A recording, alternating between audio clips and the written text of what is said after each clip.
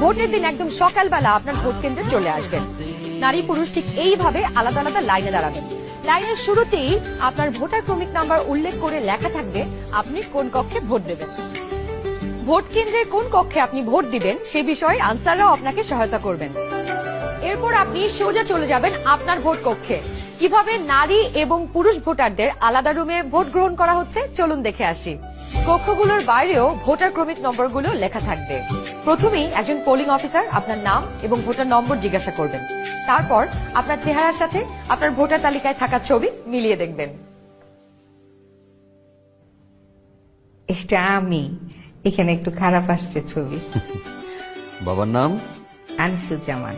Voter Ayesha Khanam, voter নং 0157।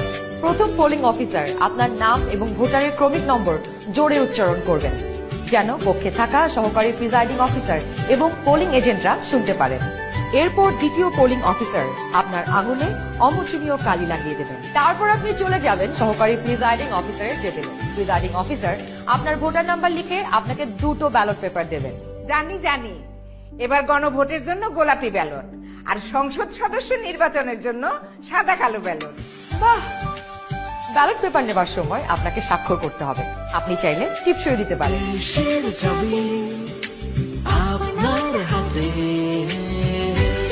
ব্যালটের সাথে দেওয়া হবে সিল মারার জন্য একটি রাবার স্ট্যাম্প।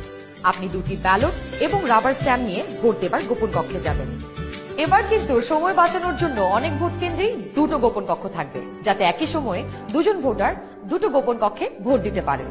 গোপন কক্ষের ভেতরে আপনি কিভাবে ব্যালটে সিল দিবেন চলুন দেখি। গণভোটের গোলাপি ব্যালটে হ্যাঁ এবং না দুটো ঘর থাকবে। সংস্কার বা পরিবর্তন চাইলে হ্যাঁতে সিল মারুন।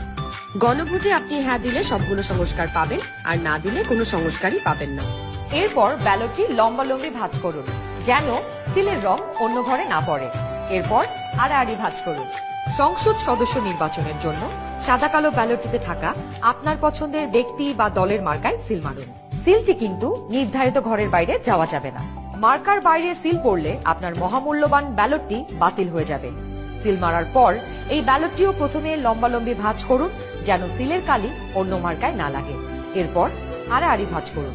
এবার গোপন কক্ষ থেকে বের হয়ে স্ট্যাম্পটি সহকারী প্রিজাইডিং অফিসারকে ফেরত দিন এবং একই ব্যালট বক্সে দুটি ব্যালট পেপার ফেলুন। ব্যাস হয়ে গেল একদিনে দুই ভোট। একদম সহজ, তাই না? তাহলে নিশ্চিন্তে ভোটের দিন চলে আসুন আপনার ভোট কেন্দ্রে আর ভোট দিয়ে বুঝে নিন দেশের মালিকানা। দেশের চাবি আমাদের হাতে।